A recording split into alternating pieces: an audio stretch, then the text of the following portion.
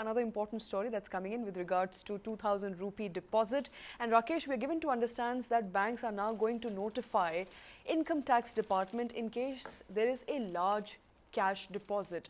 Something we've been discussing here for a while, the need to withdraw 2000 rupee note, and if people end up depositing 2000 rupee note in large chunks, one should be able to identify, banks, IT departments should be able to identify who these depositors are, and we are given to understand at this point that banks will, and in fact private banks have already been asking people to fill a form before the deposit, and that form, in a sense, that information will be handed over or passed down to IT department now.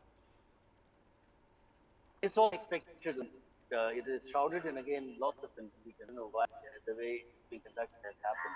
I mean, SBI is not asking for ID proof. If you don't have enough ID proof, how do you scrutinize and carry it back to the option of those who are investing it in? But I'm told the lines, the queues at SBI are so huge and so long that people would rather prefer going back to private banks, in which case you have to fill a form. Yeah, so but why this discrimination? I am told the RBI governor is meeting all bank chiefs again, I think tomorrow. This should be sorted. There has to be uniformity, as we've been saying repeatedly. And if the purpose is to catch even 10%, 5%, whatever government estimation is of bad money or unclean money morally, as Karthik that they pointed out, which it turned out later that it was actually soiled note. So if that is the intention, then you have to go a little more concerted, little more considered in this case, and have far greater ways and means to check it. And a pertinent question, like Shweta, you mentioned in an earlier debates when the decision came about, I want to look at the list that happened in the 2016 demonetization. Me Even too. then, Me too, Rakesh. I want to know who the holders were. Yeah, so I think there would be some list. How credible that list is, how cogent that list is, what is the trajectory of that list. So in that sense, lofty ideals, maybe well intentioned. I would say very well intentioned. But when it comes to the stick of enforcement, very tardy implementation ideas stick my neck out.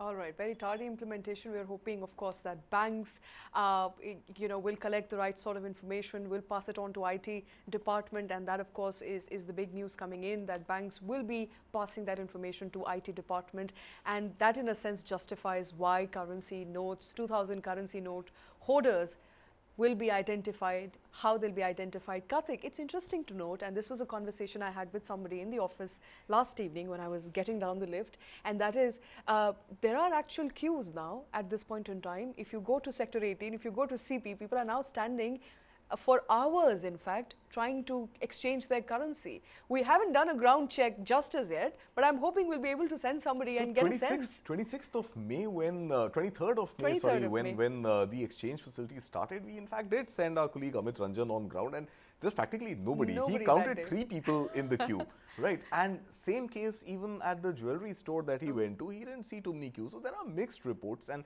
I think I'm all for the IT department coming in and really taking a very hard look at who these depositors are and who these folks are which continue to hoard the 2000 rupee notes. But in the absence of banks seeking any documents, in the absence of any very clearly mentioned guidelines that Rakesh also just pointed out in terms of how many times can you come in a day, stand in a queue, why is there no form being filled, slip being filled, PAN, Aadhaar, etc. being verified.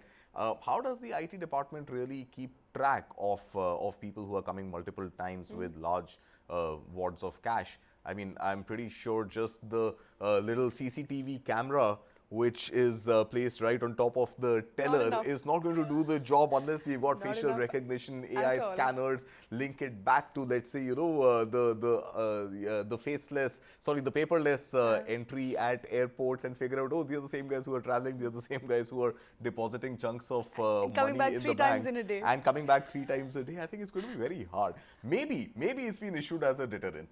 It may have been issued as a deterrent that, hey, you know, we have our eyes on you.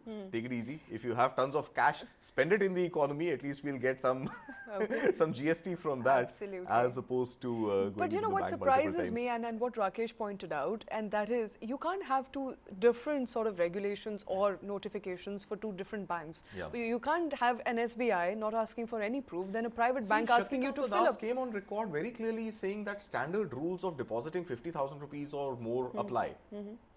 But What- even for exchange, Karthik, and that's what I'm alluding to. If I were to go and exchange in SBI, I'm told now that I don't have money, I haven't exchanged. But for people who have, they're saying you don't need to furnish any identity proof. But if I were to go to a private bank and exchange, I need to fill up a form. Because private banks are playing it safe. Right. You know, this is also something that we had discussed earlier. You know, tomorrow if there's an inquiry on a private bank, that how is it that you got so much money, and you know, if there is a question, if there is somebody from the IT department or the Ministry of Finance or the RBI who comes to a bank and says, you know, your bank got the highest number of pink notes, where did they come from?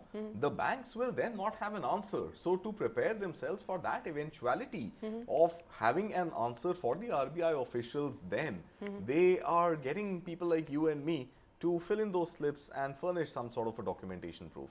Right. So some sort of documentation proof, of course, is necessary if you're trying to exchange your large currency, 2,000 rupee currency notes in private banks. But as far as public sector bank and specifically SBI is concerned, you don't really need to furnish any sort of proof.